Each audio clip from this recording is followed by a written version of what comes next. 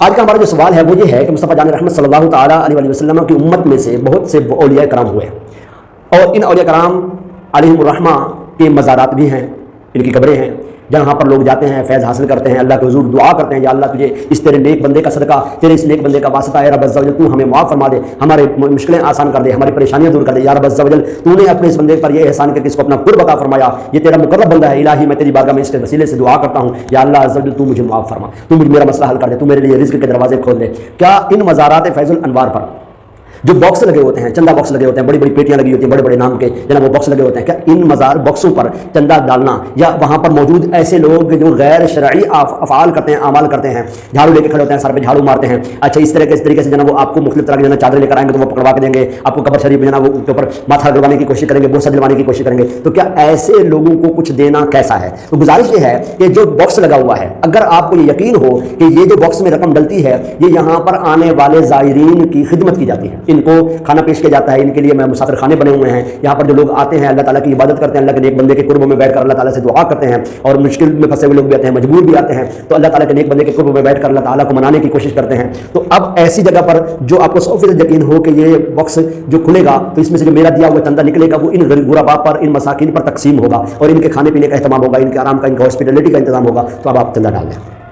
لیکن اگر آپ کو یہ پتا ہو کہ یہاں کا جو چندہ ہے وہ یا تو 4x4 کے اخراجات پورے کرنے کے لیے ہوگا، یا لینڈ کروزر کے لیے ہوگا، یا رینج روور کے لیے ہوگا، یا مرسیڈیز کے لیے ہوگا، یا پیر صاحب کے کتے لڑانے کے لیے ہوگا، یا پیر صاحب کے ریچھ لڑانے کے لیے ہوگا، یا پیر صاحب کے جناب وہ میلے تلنے کے لیے، یا ریسنگ کاروں کے لیے ہوگا، تو ایسی صورت میں ان مزارات کے باکسز پر چندہ ڈالنے کی کوئی حاجت نہیں ہے۔ کیوں؟ کیونکہ مزار فیض الانوار پر حاضری دینے کا مقصد اللہ تبارک و تعالیٰ کو راضی کرنا ہے۔ ان بزرگان دین کو اس چیز سے کوئی سروکار نہیں ہے کہ آپ لوگوں نے ان کے مزارات فیض الانوار جو ہیں وہ آپ نے کتنے بڑے بنائے ہوئے ہیں، ان کی جو قبر مبارک کے اوپر جو ماربل لگایا ہوا ہے وہ آپ نے کون سا لگایا ہوا ہے، ان کو اس چیز سے کوئی سروکار نہیں ہے۔ ان کو کیا سروکار ہے؟ یہ اللہ عز و جل کے مقرب بندے ہیں، انہوں نے زندگیاں اللہ تعالیٰ کو راضی کرنے پر خرچ کی ہیں، ان لوگوں کا زندگی کا جو معمول رہا ہے وہ اللہ تبارک و تعالیٰ اور اس کی رضا رہا ہے، اور یہ اس انعام کے ساتھ دنیا سے رخصت ہوئے ہیں۔ یا ایتھا النفس المطمئنہ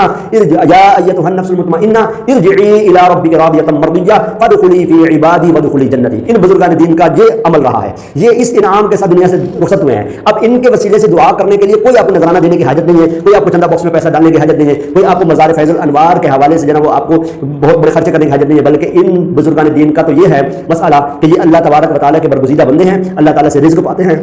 ان کو کسی کے مال کی کوئی حاجت نہیں ہے، اور یہ اللہ عز و جل کے ہی محتاج ہیں، اور اللہ تبارک و تعالیٰ کی رحمت سے، اللہ تعالیٰ کی عطا سے عطا کرتے ہیں، بس یہ یاد رکھیے گا۔ اب جو بات میں آپ کو عرض کرنے لگا ہوں کہ اگر یہ رینج روور کے لیے خرچ ہو رہا ہے، یا آپ کے سامنے جناب وہ فارچونر کے لیے خرچ ہو رہا ہے، یا مرسیڈیز کے لیے خرچ ہو رہا ہے، یا 4x4 کے لیے خرچ ہو رہا ہے، لینڈ کروزر آ رہی ہے، پیر صاحب کے کتے نہا رہے ہیں، ریچھ نہا رہے ہیں، پیر صاحب کے جناب وہ مرغے لڑائیاں کر رہے ہیں، یا پیر صاحب شکار کھیل رہے ہیں، گھوڑوں کی ریسیں کر رہے ہیں، پیر صاحب جناب وہ بڑے بڑے جناب ملکوں میں سفر کر رہے ہیں، پیر صاحب نمازیں نہیں پڑھتے، عبادت نہیں کرتے، اللہ کو راضی نہیں کرتے، اب ایسے کاموں والے پیر صاحب ایک تو پیر صاحب ہی نہیں ہیں، ان کی پیر صاحبی کی کوئی حاجت نہیں ہے۔ اللہ کے برگزیدہ کامل پابند شریعت پیر کو ڈھونڈ لیں جس سے اللہ اور اس کا رسول یاد آئے اور ان کی محبت بڑھے، اللہ کی فرما برداری بڑھے، اللہ تعالیٰ کی رضا والے کاموں کی طرف رغبت بڑھے، جس کی صحبت سے بندہ نیک نمازی بنتا ہو۔ یہ اصل میں پیر صاحب ہیں۔ پیر صاحب یہ لوگ ہوا کرتے تھے، پیر صاحب یہ نہیں ہوا کرتے تھے کہ کتے لڑاتے تھے، گدے لڑاتے تو گھڑیاں لگائی ہوئی ہیں تو جناب یہ چیز کی تو وہ چیز کی، ولا اعوذ باللہ تعالیٰ، ایسے کوئی پیر صاحب والا معاملہ نہیں ہے۔ اس طرح کے فتنوں سے محفوظ رہیں، اللہ تعالیٰ ہم سب کا ایمان سلامت رکھے، آمین بجاہ نبی الامین صلی اللہ تعالیٰ علیہ وسلم۔